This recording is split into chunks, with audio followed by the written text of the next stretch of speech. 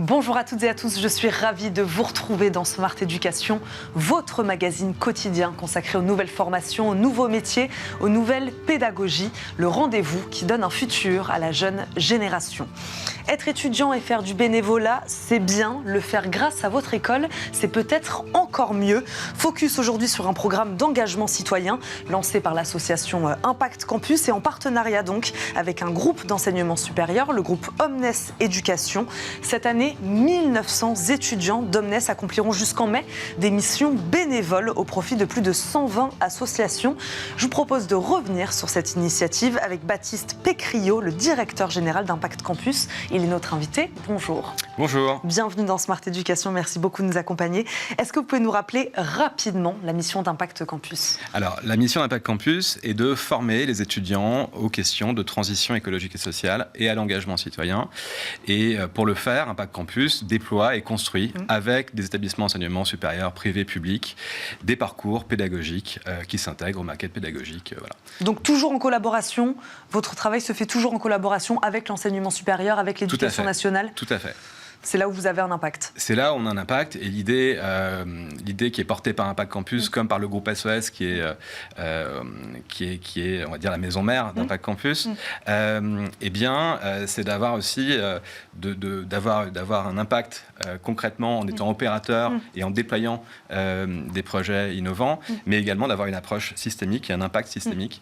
Et c'est en ça qu'Impact Campus est utile pour arriver à embarquer un maximum d'étudiants tous les ans et chaque année. Alors expliquez-nous comment est née cette idée de programme donc d'engagement citoyen dédié aux étudiants. C'est peut-être le premier en France. Voilà, expliquez-nous comment est né ce programme et cette idée. Alors, elle est née de la volonté de réconcilier deux chiffres et deux réalités. D'abord, on a 55% des étudiants qui sont attirés par l'économie sociale et solidaire. Parallèlement, on a 44% des étudiants qui ont envie d'avoir une action de solidarité dans leur vie. Ça, c'est la première partie de l'équation. La deuxième partie, c'est qu'on se rend compte qu'il y a aujourd'hui en France uniquement 15% des étudiants qui font du bénévolat. Et donc, partant de ces deux constats, on s'est dit comment faire pour embarquer tous les étudiants qui souhaitent agir et qui ne le font pas, leur donner la chance donc de profiter de cette expérience qui est très enrichissante. Elle est enrichissante d'un point de vue pédagogique, elle leur permet de pouvoir gagner en maturité sur les grands sujets de société, elle leur permet de pouvoir vivre une première expérience d'engagement, mais qui est aussi très souvent une première expérience semi-professionnelle, avec tout ce qui va avec, l'acquisition de soft skills, ces savoir-être et ces savoir-faire qui sont très importants et qui sont, pour leur vie professionnelle, des vrais plus. C'est savoir la capacité d'écoute, la capacité d'empathie, la créativité, le sens des responsabilités, le travail d'équipe. Ce sont toutes des compétences qui sont très recherchées par les futurs employeurs, qui sont indispensables dans la vie professionnelle et qui sont difficiles à acquérir dans le cadre de parcours pédagogiques classiques. Et donc, ce type de dispositif permet aux étudiants de pouvoir gagner tout ça. Et si je peux ajouter une chose, pour la société dans son ensemble également, il y a un élément très, très positif. Ça permet déjà à toutes les structures d'intérêt général, aux associations, de pouvoir sensibiliser, toucher une nouvelle génération de bénévoles.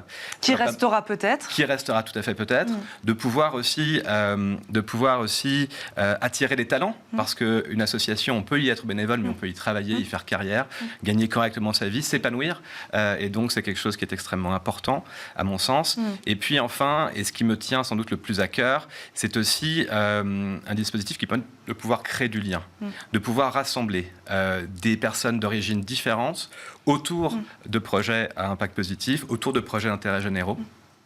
De pouvoir rapprocher des générations différentes, parce qu'on sait que les bénévoles sont font partie aussi sont en grande majorité des personnes qui sont à la fin de leur carrière, à la fin de leur vie, et donc de pouvoir permettre à des jeunes et des moins jeunes de se rencontrer et d'échanger. Je pense que c'est extrêmement positif pour tout le monde. Bon, on le voit, de nombreux avantages. Moi, j'aimerais revenir sur ce que vous disiez tout à l'heure. Pourquoi, selon vous, l'engagement, alors peut-être pas bénévole, puisque dans les chiffres, c'était pas encore le cas, mais pourquoi, l'engagement, c'est un marqueur fort aujourd'hui aujourd'hui de l'identité des jeunes.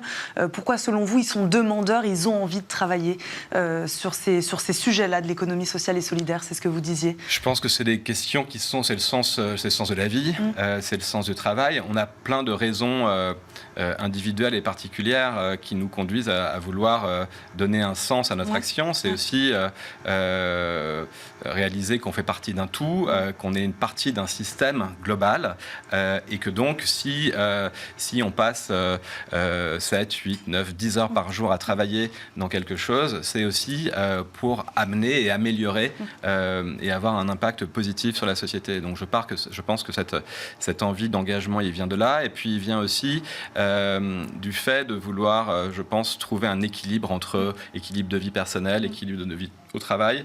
Et le secteur de l'économie sociale et solidaire peut être perçu aussi comme un lieu où on peut peut-être plus facilement trouver cet équilibre.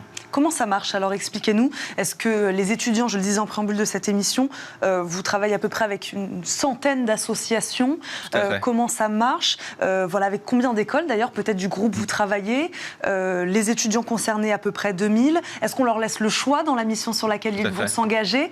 Comment ça marche? Quel lien entretenez-vous avec ces établissements de l'enseignement supérieur? Combien de temps ça dure? Voilà, si on devait expliquer concrètement à quoi ressemble ce programme, et du début au moment où on choisit sa mission jusqu'à la fin de l'année scolaire où on travaille en tant que bénévole, à quoi ça ressemble? Qu'est-ce que vous nous diriez? Alors, le dispositif que l'on a monté avec le groupe Omnes Éducation s'inspire de ce qui est fait dans d'autres pays, au Canada, en Angleterre, en Belgique, où on retrouve ce type de community service intégré aux maquettes pédagogiques de l'enseignement supérieur. Avec Omnes Éducation, il y a d'abord eu une rencontre entre le groupe SES, qui est le plus grand acteur européen de l'économie sociale et solidaire, et Omnes Éducation, qui est un leader dans l'éducation privée en France. Et il y a eu la volonté de marquer le coup et d'arriver à faire naître le plus grand community service de France. Pour cette année 2, on a 1900 étudiants, vous le disiez tout à l'heure, dans 3 villes différentes, 5 écoles, 14 campus, et qui représentent ensemble 50 000 heures de bénévolat réalisées en 2023 dans des associations.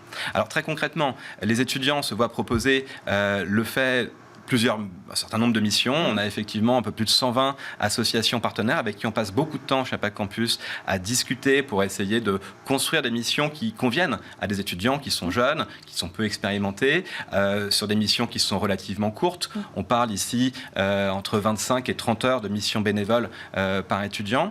Et donc, c'est déjà un travail en amont de discussion et aussi pour que les associations comprennent l'intérêt qu'elles ont à proposer des missions. Ensuite, c'est le travail d'accompagnement de ces 2000 étudiants, et c'est pas toujours évident, hein, faut pas se le cacher, mais on y arrive avec toute l'énergie, et je remercie toute l'équipe d'Impact Campus qui passe beaucoup de temps à répondre à ces questions d'étudiants et à accompagner ces étudiants. Mais il y a une particularité aussi qui est à noter, c'est que autant le parcours d'engagement citoyen est obligatoire, autant le fait de faire du bénévolat en soi n'est pas une obligation. Il y a une alternative pour les étudiants qui ne souhaiteraient pas être bénévoles, parce que le bénévolat, par essence, doit être un acte volontaire, et donc on leur propose ce qu'on appelle des missions innovation citoyenne, où ils réfléchissent sur des problématiques réelles, rencontrées par des associations qui sont partenaires du parcours. Donc il y a toujours quand même cette alternative possible, parce qu'on ne veut forcer aucun étudiant à aller dans une association alors qu'il n'en a absolument pas envie. Et pour les autres, c'est obligatoire. Mais pour la participation au parcours est obligatoire, mais il y a cette petite alternative qui fait qu'il y a un autre type de mission de nature un peu différente et qui permet, voilà. Mais globalement, les étudiants choisissent très majoritairement la mission bénévole. Est-ce qu'il y a des thématiques qui reviennent? Alors, tout à fait. On s'aperçoit que donc toutes les associations de solidarité et les missions de solidarité d'aide d'urgence sont celles qui sont le plus choisies. Et quand on regarde les chiffres de France Bénévolat, on s'aperçoit que globalement, pour l'ensemble des bénévoles également, c'est la même chose. Mais il y a une particularité pour les étudiants, alors que dans la société, ce sont plutôt les associations culturelles ou sportives qui vont se positionner en deuxième position dans le choix des Français lorsqu'ils font du bénévolat. On se rend compte que lorsqu'il s'agit d'étudiants, ce sont plutôt les associations qui travaillent sur l'écologie, l'environnement l'environnement, la transition écologique et sociale. Voilà, c'est une petite nuance et je pense que c'est lié au fait que cette génération est sans doute encore plus concernée que la génération du dessus par ces sujets. De quelle manière ces missions de bénévolat sont intégrées au cursus? Est-ce qu'elles le sont d'ailleurs? Puisque j'imagine qu'il y a aussi cet intérêt-là à ce que ce soit intégré, que ce soit proposé par l'école. Voilà, est-ce que la thématique est liée d'une manière ou d'une autre peut-être au cursus, aux matières étudiées aussi par l'étudiant au cours de sa scolarité? Alors, on laisse l'étudiant libre de choisir. Donc, il est libre de choisir de faire une mission ou de faire une mission, on va dire, alternative, une mission bénévole, une mission alternative, mais il est aussi libre de choisir les sujets ou les associations selon ses centres d'intérêt personnel. Ouais. Donc pour certains, effectivement, il y a une ligne de continuité entre leur filière et les choix qu'ils font, mais pour d'autres, c'est essentiellement lié à leurs convictions, à leur goût, à leur choix. J'aimerais qu'on revienne sur l'intérêt tout de même que ce soit intégré à l'enseignement supérieur. Le bénévolat existe, vous le disiez, 15% des jeunes aujourd'hui, mais bon, peut-être que les gens n'ont pas les moyens de le faire, n'ont pas le temps de le faire. Là, le fait que ce soit intégré à leur cursus, ça pour vous, c'est presque ça qui est le plus important aujourd'hui, c'est de se dire que voilà, on va essayer de démocratiser le bénévolat, le fait que ce soit obligatoire. L'idée, c'est de le proposer à tous. Et on voit que ce chiffre de 15% des étudiants qui font d'eux-mêmes du bénévolat, ce qui n'est pas totalement négligeable, mais ça veut dire qu'il y en a quand même un certain nombre qui ne le font pas. Et la raison, c'est pourquoi est-ce qu'ils ne le font pas. Certains, effectivement, ne trouvent pas l'espace, n'ont pas ce pied à l'étrier. Et justement, l'idée aussi de ce programme, c'est de le systématiser et donc de permettre à tous de profiter des bénéfices aussi de cette expérience. Parce qu'on les a cités tout à l'heure, mais c'est réellement utile pour les étudiants. Ne serait-ce que quand on est tout jeune et qu'on a un CV qui est encore très vide, eh bien, avoir une ligne et pouvoir parler de quelque chose, ça va être un élément qui peut être déterminant au moment de l'embauche pour un premier stage ou pour un premier job. Donc l'idée, c'est vraiment de faire profiter un maximum. Voilà. Et le fait qu'effectivement, ça s'intègre dans la maquette pédagogique, ça devient en fait... alors, il y a des objecteurs, comme je disais, donc, il y a la possibilité de ne pas faire de mission bénévole dans une association et de faire autre chose, qui est connexe, mais qui n'est pas tout à fait la même chose. Mais globalement, c'est aussi poser la question aux étudiants, c'est leur permettre de se poser la question, qu'est-ce que ça veut dire, qu'est-ce que ça m'apporte. Et puis, il y a des étudiants qui vont, on va dire, un peu mollement au début, et qui, au bout de la première ou deuxième demi-journée passée avec l'association, se rendent compte de tout ce que ça leur apporte, du fait que c'est une ouverture d'esprit, que c'est des rencontres, que c'est quelque chose qui est différent. Voilà. Mais je pense qu'il y a un besoin d'acculturation, mais on verra, et les chiffres de l'année 1 du programme pilote qui a été déployé avec Omnes Éducation oui, puisque vous avez fait déjà une expérimentation en 2022. On l'a fait avec 1000 étudiants et pour qui c'était volontaire. Et on s'est rendu compte que sur ces 1000 étudiants, il y en a un peu plus de 200 qui ont accepté et qui ont eu envie de se lancer. Et sur ces 200, on est à 93 d'opinions favorables à la fin du parcours. Donc ce qui était assez bilan positif. Voilà, tout à fait. Merci beaucoup Baptiste Pécriot d'avoir été avec nous, d'avoir répondu à nos questions aujourd'hui dans Smart Éducation. Je rappelle, vous êtes le directeur général d'Impact Campus. Merci beaucoup d'être venu nous parler de ce programme d'engagement citoyen dédié aux étudiants. Merci beaucoup d'avoir été avec nous. Merci à vous de nous avoir suivis. On se retrouve très vite pour un nouveau numéro de Smart Éducation. À très vite.